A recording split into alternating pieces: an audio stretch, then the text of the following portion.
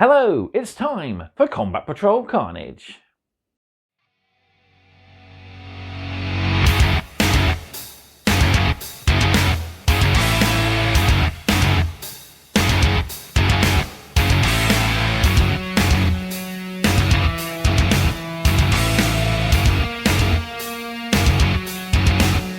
We're back with issue 22 and it's lore time. So yeah, we got quite a few pages of lore to go through. So we look at the Aeldari Warhosts, we look at the Aeldari Craftworlds, we look at the galaxy as a whole, and then we finally have a title chart to add to our Farseer. So yeah, we've got quite a little bit of information to go through, but before we do, don't forget to do all the usual. Like this video, subscribe to the channel, and drop me a comment down below. Love hearing back from you guys, and it's really helpful for the channel to get noticed as well. If you're interested though, I'm uploading videos early to Patreon. If you haven't already noticed, you'll get a whole roughly 24 hours, depending on the posting time of the videos. I try to usually post between 9 and 10 o'clock in most mornings, but if I'm busy doing other jobs, I am delayed. But yeah, 24-hour early access to my videos if you are subscribed to me on Patreon. Plus it goes to help maintain the channel and the equipment of the channel as well. I am looking at getting some new lighting, possibly a backup mic, and yeah, I could definitely do some more tripods and boom arms and stuff.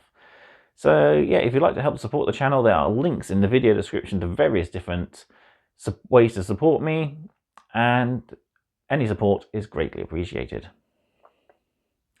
Finally then, Combat Patrol Carnage is proudly sponsored by warbay.shop, your one-stop supply for all your hobby needs.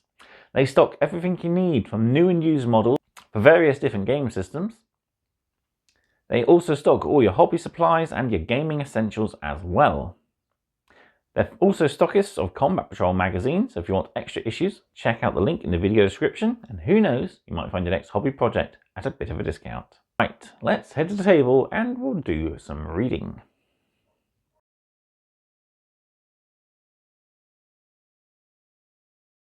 Here we are back with issue 22, and we are done with our new paints, so these can be put away in my paint drawer for use on future models. But today we are here for some interesting new lore articles. So I'll adjust the camera and we can dive straight on in.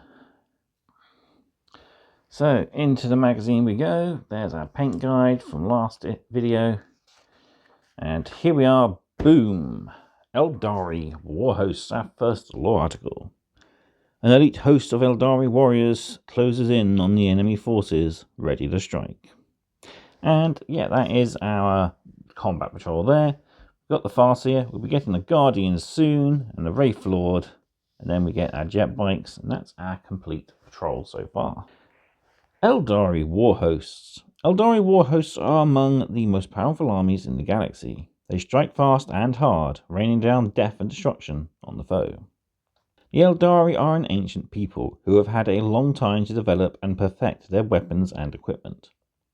Their technology is some of the most advanced in the galaxy, and over many thousands of years their warriors have exhaustively trained in its use. Other species look enviously at Aeldari weapons and vehicles, for none have come close to even a basic understanding of their technologies, much less the mastery that the Aeldari themselves demonstrate. In battle, many of the warriors are drawn from the Craftworlds Guardian militia. In times of peace, these Aeldari dedicate their lives to artistic and civic work, but in times of war, they muster to defend their craft world. The Guardians support troops from the warrior temples, who are trained and equipped to perform a unique battlefield role. For every threat the Aeldari face, their commanders aim to deploy a specialist unit in exact reply. Dwindling numbers. The Aeldari are a dying civilization. They aim to sustain no casualties in battle, for each soldier is irreplaceable. But the realities of war make a mockery of this noble ambition.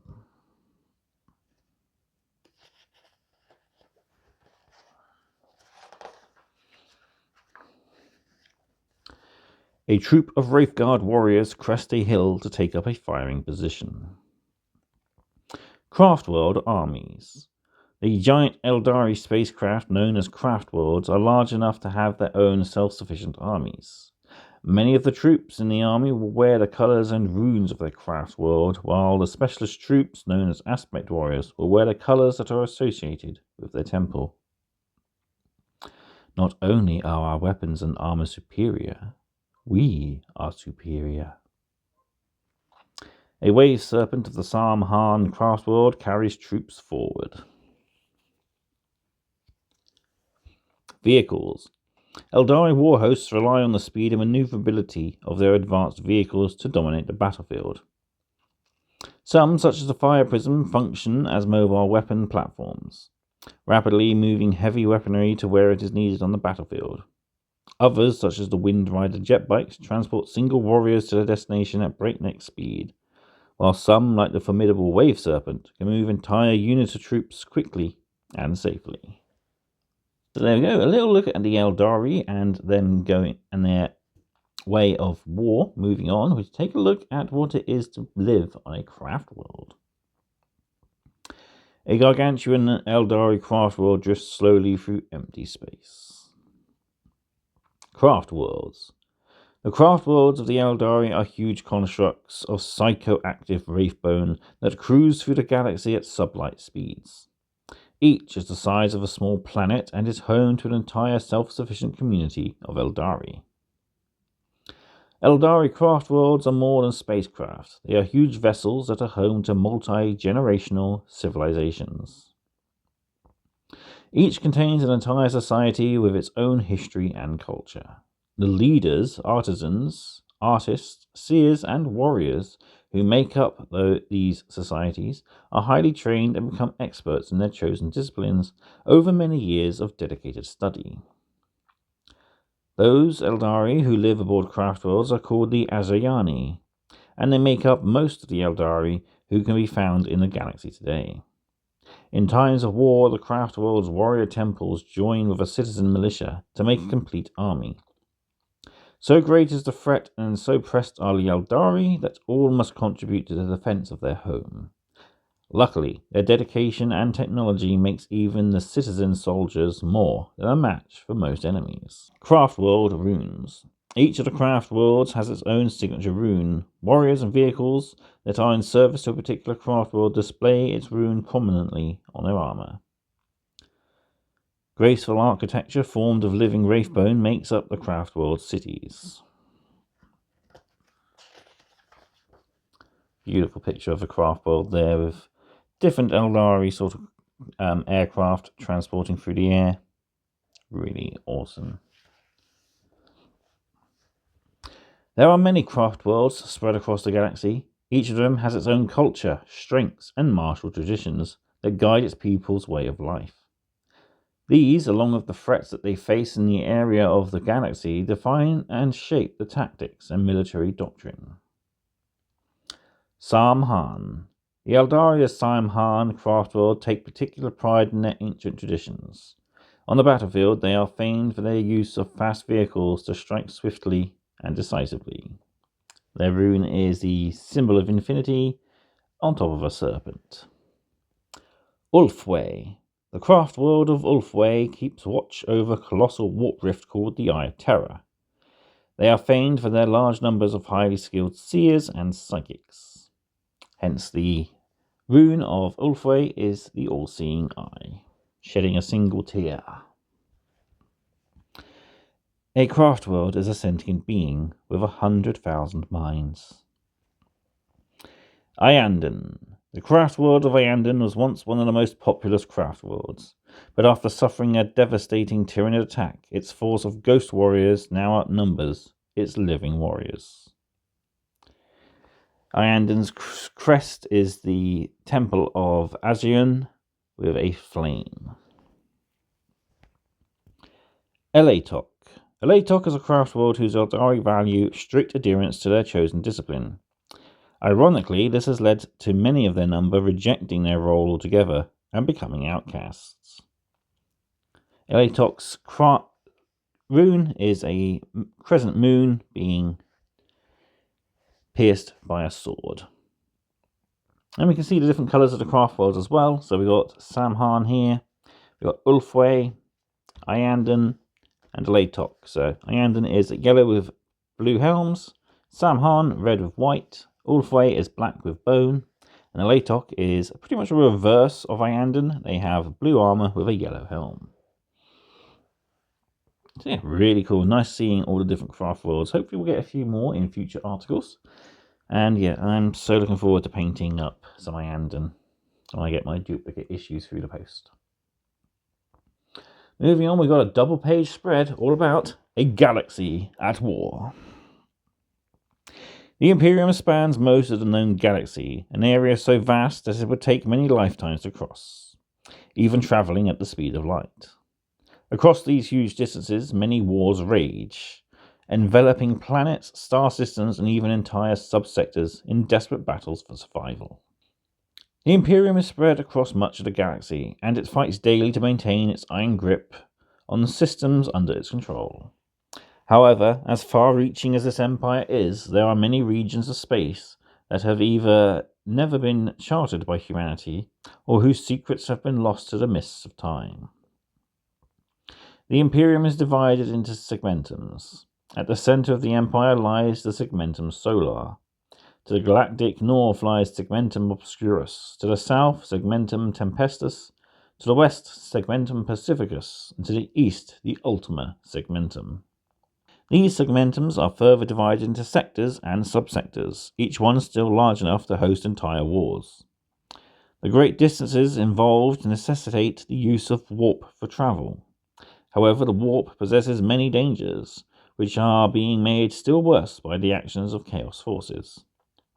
After many years breaking down the ancient defences, the forces of Chaos were able to expand a rift in the warp, dividing the galaxy in two.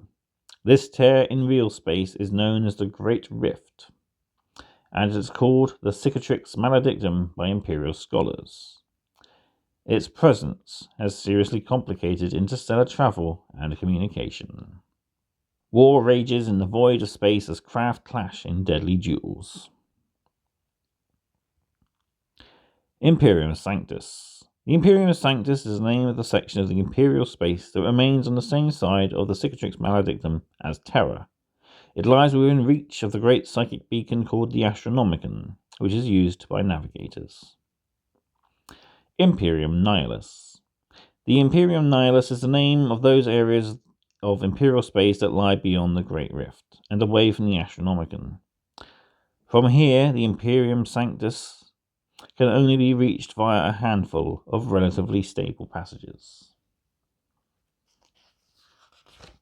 Now for a rather awesome sight. It is the galaxy map. So here we see at the north, the Imperium Nihilus. So all the different worlds that are cut off from the holy light of the Emperor's Astronomicon. So the Eye of Terror, which is where the rift originated from after the fall of Cadia.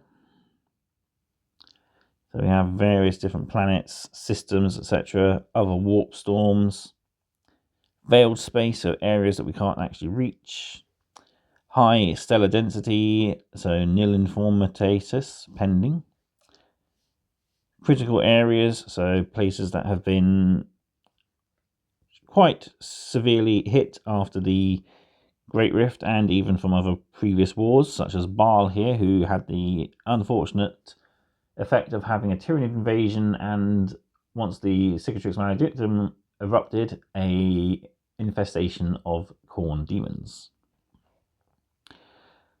But even worlds on the light side aren't exactly safe. Armageddon, of course, is always fought over, as is the planet of Sorcerers, or Prospero, owned by the tainted Thousand Suns. Of course, we have Holy Terra and Mars in the Segmentum Solar here. I'm trying to see if I can find my favourite world of all time. Should be down. There it is. Rin's World, the home of the Crimson Fists. Of course, I have the Ultima Segmentum, home to Macragge, and the Ultramar Segmentum, Blackreach, the first starter set that I actually started playing with, which was Space Marines vs. Orcs. Yeah, pretty cool. I could spend hours looking and reading at this, but we don't have that time, sadly, so we'll have to swiftly move on. But yeah, if you want to pause and look at the map yourself, feel free to. Galactic Warzones. Conflict can break out anywhere in the galaxy. Areas that are well mapped may come under attack at any time, and vessels venturing into unknown territory may face countless threats. However, there are several areas in which fighting is fiercest as troops clash and wars rage for many years. Warzone Bastior. As the Fourth Tyrannic War began to intensify, the Bastior subsector came under attack from a Tyranid Hive fleet. As the situation worsened, fighting broke out between many of the other factions in the area. The Nachmund Gauntlet. The Nachmund Gauntlet is the largest known stable passage from one side of the Great Rift to the other. The forces of Chaos have flocked here to try and destroy the passageway and deny it to the forces of the Imperium. The Pariah Nexus. The Pariah Nexus contains many Necron structures made from Blackstone, which have been engineered to shut out the taint of the warp. An Imperial investigation sparked a war that continues to rage there to this day. The Kalnath Expanse. The Kalnath Expanse lies in the Imperium Nihilus. Here, Imperial forces are at war with the Tau, who are trying to expand their empire. Meanwhile, the area is being harried by Orc and Genestealer forces. So, for the biggest conflict currently in activation, we are returning to the Nachmund Gauntlet very soon with a new campaign book. We haven't seen much, sadly, about the Fourth Tyrannic War and the Warzone Bastior. The Pariah Nexus was a big part of the previous edition and was a big focus on the last partwork, Imperium. And the Kalnath Expanse hasn't seen much outside of Kill Team, really, for focus. But yeah, it would be nice if we do see some larger conflicts there very soon. We have one last page to look at before we end the video, and this is a look at Aeldari titles for characters. The Aeldari live long lives, filled with experiences serving as seers, leaders, and warriors, among many other possible paths. Roll on the tables below to discover the background and title of the Farseer and the title of the warrior whose soul is implanted in your Wraithlord. So, I've got issue 21 here. I've got a piece of paper to write to support. And I've got my dice here, so let's give a title to our Farseer. So, Farseer Morien, what is your title? I have looked at these, I'm kind of tempted to pick my own, but let's see what fate has in store. Free the Shadow of Death, which is actually the one I was planning on picking. Though I do like the background of this one, he has a hatred of orcs. But I do also like the background of that one, which is Craftworlds was severely hit by Chaos forces, which would fit in nicely to the two combat patrols we're collecting currently. But as it is, Farseer Morien is the Shadow of Death.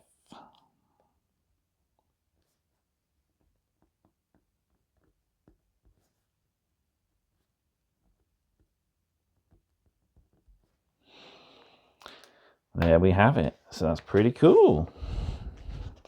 Expanding the background of our characters. And over the page we have a set of titles for our Wraithlord. So each Wraithlord contains the soul of the deceased Aeldari warrior who has been retrieved from the Craftworlds Infinity Circuit and placed in a Spirit Stone. Although now neither alive nor dead, each of these warriors has had a legendary history in life. And yeah, we can roll for some awesome titles. We'll do that once we get the Wraithlord, even, which will be our next delivery, actually, as we have the Aeldari Guardians and the Wraithlord plus a paint issue coming very soon. There is only one true path in life, the path that leads to war. A Spirit Seer guides the host of ghost warriors of the Samhan force into battle. That's the old resin Farseer. Actually, I have the new plastic one on my pile of stuff to spray when the weather's good. And it is quite nice. It has a sword drawn, staff held back, and kind of a reverse of the pose. But yeah, lovely Aeldari Force. Can't wait to get the rest of the Wraith units in this collection. I'm definitely putting in extra orders once those come available again. They're currently out of stock most places, so I am keeping an eye out. There we have it. Up next, we have a rather big play article to look at. But as of now, that's it for this issue. So there we have it. That's it for issue 22 currently. Hope you'll join me next time for our new gaming articles. Plus, we play our biggest game yet, as we have a full-size game of Combat Patrol to play through. So all that's left for me to do is to say thank you all very much for watching. And I will see you next time on more Combat Patrol Carnage. Goodbye.